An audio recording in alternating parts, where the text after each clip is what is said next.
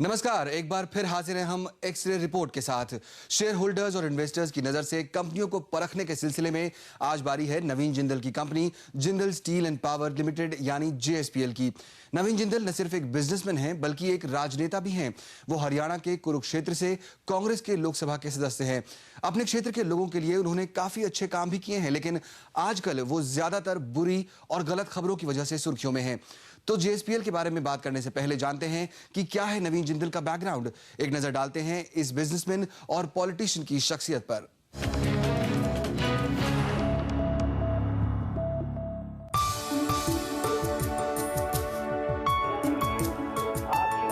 हरियाणा के हिसार में जन्मे नवीन जिंदल इंडस्ट्रियलिस्ट और पॉलिटिशियन ओपी जिंदल के सबसे छोटे बेटे हैं। ओपी जिंदल हरियाणा सरकार में मंत्री भी रहे और उन्होंने एक बड़ा औद्योगिक साम्राज्य भी खड़ा किया। बड़े घर में पैदा हुए नवीन को जीवन की सारी सुख सुविधाएं मिली। वो दिल्ली के नामी गिरामी स्कूल कॉलेजों में पढ़े और फिर विदेश जाकर एमबीए भी किया। लेकिन जनता की नजरों में नवीन जिंदल आए तिरंगे की वजह से। उन्हें ये बात अजीब लगी कि भारत में 15 अगस्त, 26 जनवरी और गांधी जयंती जैसे राष्ट्रीय पर्वों को छोड़ दें तो कोई भी व्यक्ति अपने घर, दफ्तर पर राष्ट्रीय ध्वज नहीं फहरा सकता। नवीन जिंदल ने इस कानून के खिलाफ मुकदमा कर दिया। मामला सुप्रीम कोर्ट तक गया और आखिरकार फैसला उनके हक में हुआ। इसी फैसले के बाद 26 जनवरी 2002 से हर भारतीय नागरिक को तिरंगा फहराने और पहनने का अधिकार मिला। इसी तेज तर्रार स्वभाव ने नवीन जिंदल को आसानी से भारतीय राजनीति का हिस्सा भी बना दिया। वैसे नवीन कॉलेज के दिनों से ही राजनीति में सक्रिय थे, मगर 2004 में वो पहली बार कुरुक्षेत्र से लोकसभा चुनाव लड़े और जीते भी।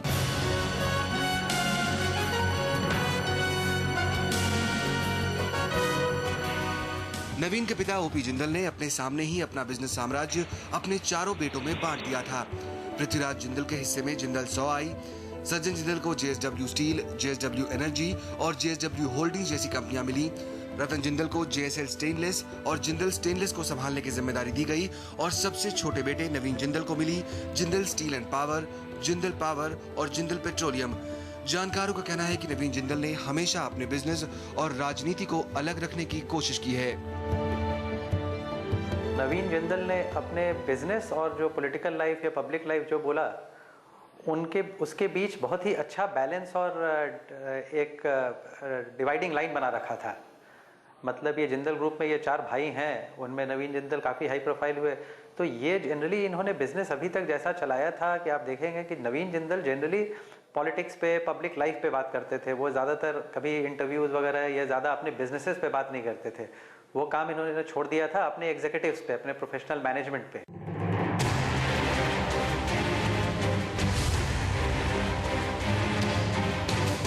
लेकिन इतनी सावधानी के बाद भी आज नवीन जिंदल कई गलत वजहों से चर्चा में हैं। हाल ही में सामने आए कोयला घोटाले में जिन कंपनियों को सबसे ज्यादा फायदा मिलने का आरोप है, जिंदल स्टील एंड पावर उनमें से एक है। कंपनी पर आरोप है कि उसने सरकार से करीब करीब मुफ्त कोयला लेकर बिजली बनाई और वही बिजली बाजार भाव से ज्यादा पर बेचकर मोटा मुनाफा कमाया। नवीन जिंदल की कंपनी को कांग्रेस की सरकार के शासनकाल में कोयले की खदानें मिली। इसको लेकर सवाल इसलिए उठ रहे हैं क्योंकि वो सिर्फ एक बिजनेसमैन ही नहीं, कांग्रेस के सांसद भी हैं।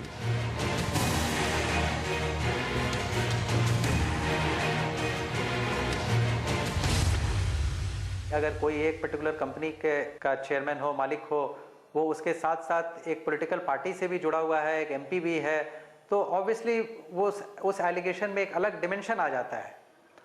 तो बट उसका जो मूल कारण है, वो कारण पॉलिटिक्स या राजनीति नहीं है कि उसके वजह से किसी उद्देश्य, क्योंकि वो पॉलिटिक्स में है इसलिए अपोजिशन उस पर चार्ज करेगा, ऐसा नहीं लगता है। एक पर्टिकुलर एस्पेक्ट आया है लाइट में और उसको लेकर एक अगर इनकी कंपनी वहाँ पे आएगी तो इनसे अपेक्षा की जाएगी कि आप ज़्यादा अपने आप को इस चीज़ पर साफ साबित कीजिए, बशर्ते किसी और कंपनी के मुकाबले। कोयला घोटाले में इतनी सफाई तो नवीन जिंदल को देनी ही होगी। सीएजी रिपोर्ट आने के बाद कोयला घोटाले पर विवाद की शुरुआत तो राजनीति से हुई थी, लेकिन इसकी आंच एक न एक दिन उन कंपनियों पर भी आनी ही थी जिन्हें भारी मुनाफा कमाने का दोषी बताया गया है। सरकार ने पहले तो सीएजी की रिपोर्ट को गलत बताते हुए या नजरअंदाज करने की भरपूर कोशिश की, मगर बाद में उसे भी नीति बदलनी पड़ी और अब हालात ऐसे हो गए हैं कि जेएसपीएल जैसी कंपनियों के लिए आगे मोटा मुनाफा कमा पाना मुश्किल होगा। कोयला घोटाले की लपेट में जेएसपीएल ही नहीं, देश की कई बड़ी निजी कंपनियां आई हैं। सीएजी की रिपोर्ट में सरकार की पॉलिसी में गड़बड़ी पाई गई और ये कहा गया कि सरकार की इस पॉलिसी से खुद सरकारी खजाने को करीब 2.25 लाख करोड़ रुपए का नुकसान हुआ है। विपक्षी पार्टियों का आरोप है कि ये सीधे निजी कंपनियों को फायदा पहुंचाने के लिए किया गया। सीपीएल में कोल टू लिक्विड करने के लिए जिंदल को ब्लॉक देने के लिए या टाटा ग्रुप को ब्लॉक देने के लिए इन्होंने पूरे नियम तोड़ दिए। उनके लिए स्पेशल आईएमजी बिठाया, स्क्रीनिंग कमेटी को छोड़कर, स्क्रीनिंग कमेटी नहीं तो आईएमजी बिठा के इनको 2 ब्लॉक दिए गए। लोकसभा में बिल पेश हो गया, पारित होना था। 17 अक्टूबर 2008 को लोकसभा में बिल पेश होने के बाद में क्या वजह इनको 2009 में ब्लॉक दिए गए सीटीएल के लिए? ये क्या नियम से दिए हुए? क्या ये क्या कुछ विशेष व्यक्ति है क्या ये? एक्सपर्ट्स भी मानते हैं कि सरकार की पॉलिसी जिस वक्त बनाई गई उस वक्त के हिसाब से शायद वो सही थी। देश में बिजली की कमी बढ़ती जा रही थी और सरकार अकेले इस डिमांड को पूरा करने की हालत में नहीं थी, इसलिए प्राइवेट सेक्टर को ये जिम्मेदारी देना सही कहा जाएगा। लेकिन बदलते वक्त के साथ सरकार को नियम बदलने चाहिए थे, उसमें वो चूक गई और यहीं प्राइवेट कंपनियों को मौका मिला। इंडिया का इकोनॉमिक ग्रोथ के लिए पावर डिमांड बढ़ रहा था, पावर डिमांड के साथ साथ कोल की डिमांड बढ़ रहा था, शॉर्टेजेस आ रहे थे, सब चल रहे थे कि हमको फ्यूल लिंकेज दीजिए। एट द सेम टाइम क्या हो रहे थे, global prices of coal was going up because China was demanding lot of coal. तो सडनली कोल जिसमें 2001 2002 में ज्यादा कोई चमक नहीं थी, मिड 2000 से कोल कमोडिटी प्राइस में काफी चमक आना शुरू हो गया। तो प्राइवेट सेक्टर, बहुत सारे प्रोमोटर्स ग्रुप सोचा कि ये एक सरकार के पास एक डिस्क्रिशनरी पॉलिसी है, एलोकेट करते तो लाइन लग गया। ये ह्यूमन लालची है कि एक चीज की दाम बढ़ रहा है और वो सरकार एलोकेट कर रहा है और आपकी पॉलिटिशियंस के साथ कॉन्टैक्ट्स है तो आप लाइन में खड़े हो गए और आपकी किस्मत ठीक था तो आपको मिल गए। जिस लालच की बात विनायक चैटर्जी कर रहे हैं, शायद उसी का आरोप नवीन जिंदल पर लग रहा है। जिंदल स्टील एंड पावर ने सरकार से कोयला खदानों की मांग की और उन्हें खदानें मिली भी, लेकिन क्या इन खदानों के मिलने की एक वजह नवीन जिंदल का राजनेता होना भी था? दूसरी ओर एक्सपर्ट्स ये भी मानते हैं कि सरकार के कामकाज के तालमेल में इतना अभाव है कि कई बार पॉलिसी सही होती है लेकिन प्राइवेट कंपनियां उसमें फायदे की गुंजाइश निकाल ही लेती हैं। हिंदुस्तान में ऐसा होता रहता कि पॉलिसी करेक्ट होता, जैसा मोबाइल टेलीफोनी का पेनिट्रेशन पॉलिसी करेक्ट था, लेकिन इंप्लीमेंटेशन में हमने देखा कितना घपला हुई है। तो ये भी अभी नजर आ रहा है कि पॉलिसी ठीक थी, it was in the interest of the country, लेकिन इंप्लीमेंटेशन में ऐसे कुछ पार्टियों के हाथ में ये लाइसेंसेस आए which was not in national interest. So that is true and also it came into the hands of certain people, जहां ये क्या इकोनॉमिक्स में कहते हैं, let me use some jargon, कहते हैं एक पॉलिसी आर्बिट्राज होता है। ऐसा होता है कि 3-4 मिनिस्ट्री हर अपने अपने पॉलिसी इंप्लीमेंट कर रहा है, टोटल पिक्चर नहीं देख पाते, बट एक प्राइवेट सेक्टर का तगड़ा दिमाग हो तो वो टोटल पिक्चर देख सके। और some people have taken advantage of the policy कि जहां फ्री कोल एलोकेशन मिल गए एलोकेशन में, लेकिन मर्चेंट पावर बेचा 11 रुपया पर यूनिट में। हमने जेएसपीएल पर उठ रहे सवालों को मैनेजमेंट के सामने रखा। हमने कोशिश की कि खुद नवीन जिंदल आकर हमारे सवालों के जवाब दें। वो खुद तो नहीं आए, लेकिन मैनेजमेंट के एक सीनियर मेंबर ग्रुप सीएफओ सुशील मारू को सवालों के जवाब देने के लिए भेजा। आइए सुनते हैं कोयला आवंटन पर और उससे कमाए मुनाफे के बारे में लग रहे आरोपों पर क्या कहना है जेएसपीएल का। 1996 से हमने गवर्नमेंट को अप्लाई किया कोल ब्लॉक के लिए। तब तक मार्केट के अंदर में कोयले के लिए कोई बहुत ज़्यादा कंपनियां कोई तैयार भी नहीं थी और कोयले का बिजनेस भी कोई बहुत इंपॉर्टेंट नहीं माना जाता था उस समय में। तो 1996 से लेकर के 2004 तक हमने जो कोल ब्लॉक लिए हैं उस समय में बहुत आराम से मिला करते थे, बहुत सारी कंपनियां इंटरेस्टेड भी नहीं थी उस समय में। और उसके बाद में 2004 के बाद में जब काफ़ी कंपनीज और भी आई है और तब जब कंपटीशन बढ़ा है उस समय हमें थोड़े से कोल ब्लॉक मिले हैं। जैसा आप बोल रहे हैं कि कोयला निकाला और महंगी दर पे बिजली बेच दी, उसमें कोयले का कोई रोल नहीं है, बहुत माइन्यूट सा रोल है। 500 रुपए की कॉस्ट पे हमारा कोयला है और यदि कोल इंडिया को भी देखें तो वो 700 से 800 रुपए की रेट पे कोयला बेच रहे हैं। तो ये 200 रुपए का जो डिफरेंस है वो प्रॉफिट का भी माने तो भी कोई बहुत बड़ा डिफरेंस कोयले के कारण नहीं है। जेएसपीएल पर लग रहे आरोपों की ये सिर्फ शुरुआत भर है। आगे आपको बताएंगे कि धीमी होती ग्रोथ के बावजूद नवीन जिंदल क्यों लेते रहे कॉर्पोरेट इंडिया में सबसे ज्यादा सैलरी। लौटेंगे इस ब्रेक के बाद, बने रहिए हमारे साथ क्योंकि सीएनबीसी आवाज पर चल रहा है जेएसपीएल का एक्सरे रिपोर्ट।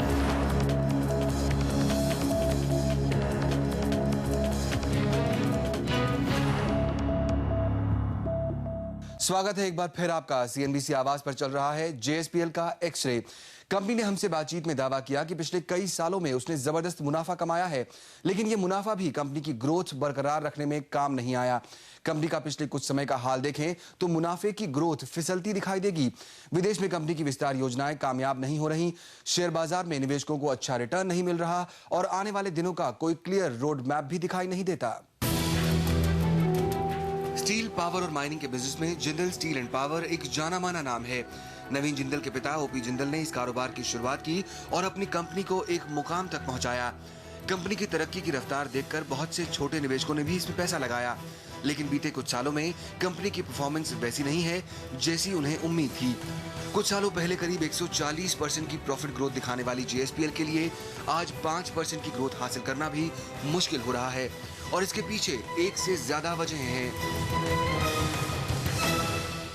अब पावर मिनिस्ट्री ने वो एक बिडिंग गाइडलाइंस बना दिया है कि चाहे लोग मर्चेंट पावर में जाए, चाहे यूएमपीपी में जाए, किसी भी चीज़ में जाएंगे, उनको कॉम्पिटिटिव बिड के थ्रू ही पावर बेचना है। तो जैसे पहले हुआ था, जैसे नवीन जिंदल की वो पावर कंपनियां की, ठीक है, उनको कोल ब्लॉक था तो उनके पास जो कोल था वो सस्ते में था और वो स्पॉट मार्केट में बेच रहे थे पावर एट हायर रेट्स, तो उनको जो बेनिफिट एक्री हो रहा था ये आगे नहीं हो पाएगा। देश में तो कंपनी के परफॉर्मेंस पर सवाल उठ ही रहे थे, विदेश में कारोबार फैलाने का उसका सपना भी ठीक से उड़ान नहीं भर पाया। 2007 में जेएसपीएल ने लैटिन अमेरिकी देश बोलीविया की सरकार के साथ समझौता किया। जेएसपीएल बोलीविया की शुरुआत काफी बड़े बड़े इरादों के साथ हुई।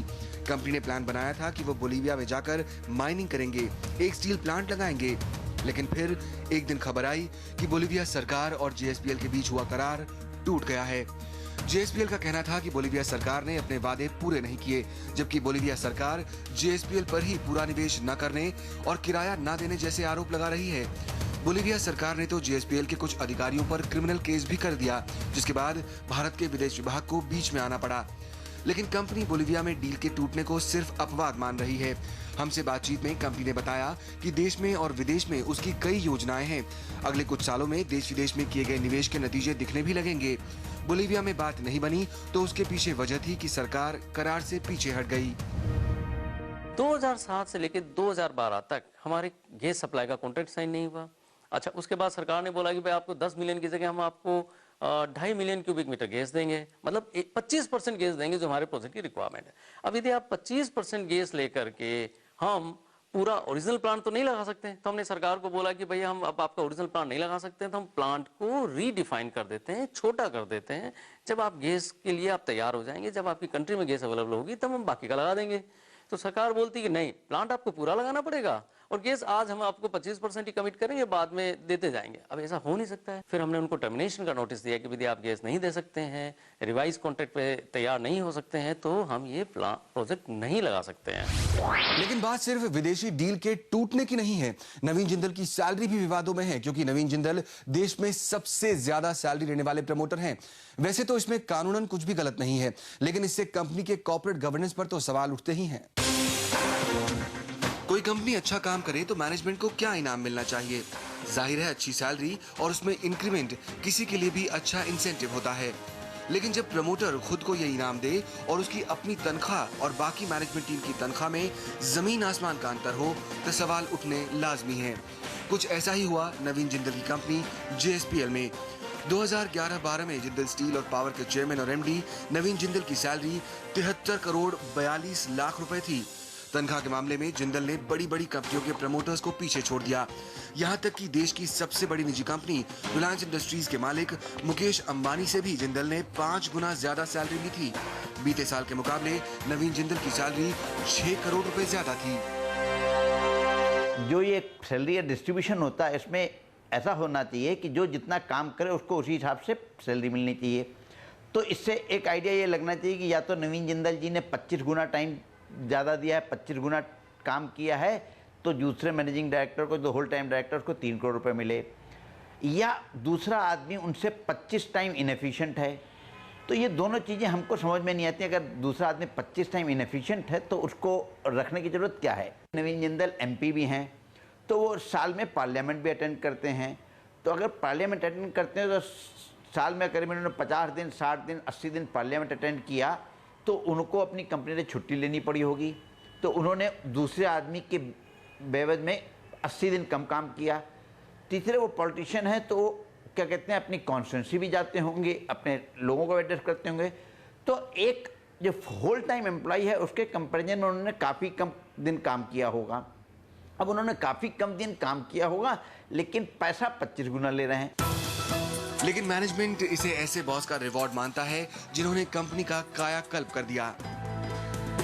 नंबर अपने आप में आपको बहुत बड़ा लगता है, लेकिन प्रॉफिट के हिसाब से देखें तो नंबर बहुत छोटा है।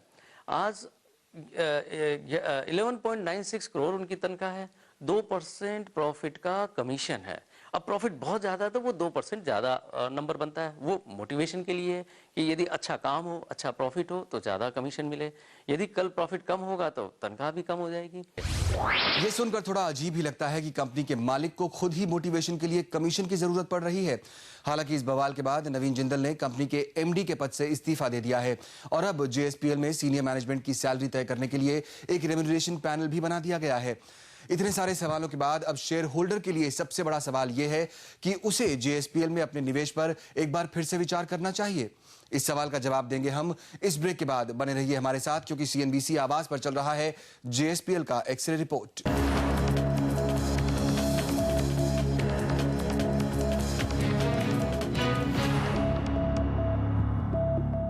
CNBC आवाज पर हो रहा है JSPL का एक्सरे, जिसकी प्रिलिमिनरी रिपोर्ट से यह पता चलता है कि कंपनी की सेहत को लेकर सवाल हैं।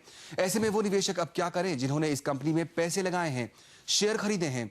शेयर बाजार में पैसा लगाना खतरों से खेलने जैसा ही माना जाता है, इसीलिए कुछ सलाहकार आज भी इस शेयर पर दांव लगाने की सलाह दे रहे हैं। मगर CLSA और निर्मल बंग जैसे रिसर्च हाउसेस ने इस पर सेल की सलाह दी है और कई दूसरे रिसर्च हाउसेस भी हैं जो JSPL को डाउनग्रेड कर रहे हैं। बाजार के कुछ और जानकार भी मानते हैं कि इस कंपनी से फिलहाल कोई उम्मीद नहीं रखनी चाहिए। जिंदल स्टील और पावर में मेरा रुख मंदी का रहा है और वो मंदी का रुख अभी भी कायम है। हो सकता है कि अब इस शेयर में ज़्यादा नीचे की तरफ घटत नहीं है और ये भी हो सकता है कि हम एक दायरे में जाके रह जाए, शायद 350 और 500 का एक दायरा बन जाए जिंदल स्टील में, तो इस दायरे में ये शेयर कई महीनों तक रह सकता है। इसलिए यदि आप कम अवधि के व्यापारी हैं या निवेशक हैं, शॉर्ट टर्म ट्रेडर हैं, तो मेरी राय ये है कि इसमें आपको कोई रुख मिलेगा नहीं, कोई तेज़ी है नहीं और मंदी ना होके ये चौपी रह जाएगा कई महीनों तक, जिसमें आपको व्यापार में कुछ मिलना नहीं है। तो राय ये बनेगी कि आप इससे हटकर रहें, दूर रहें, ना तो इसको खरीदें ना ही इसमें ट्रेडिंग करें।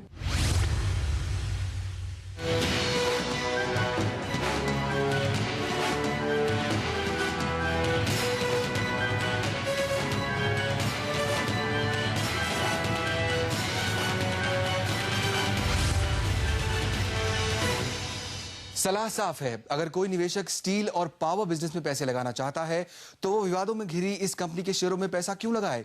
निवेशकों के हक में हम लगातार कंपनियों पर सवाल उठाते रहेंगे और उनसे जवाब मांगते रहेंगे। एक्सरे रिपोर्ट का आज का ये एपिसोड आपको कैसा लगा, ये हमें जरूर बताइए। साथ ही आप किस कंपनी का एक्सरे देखना चाहेंगे, ये भी हमें जरूर लिखिएगा। हमारा ईमेल आईडी है awaz@network18online.com।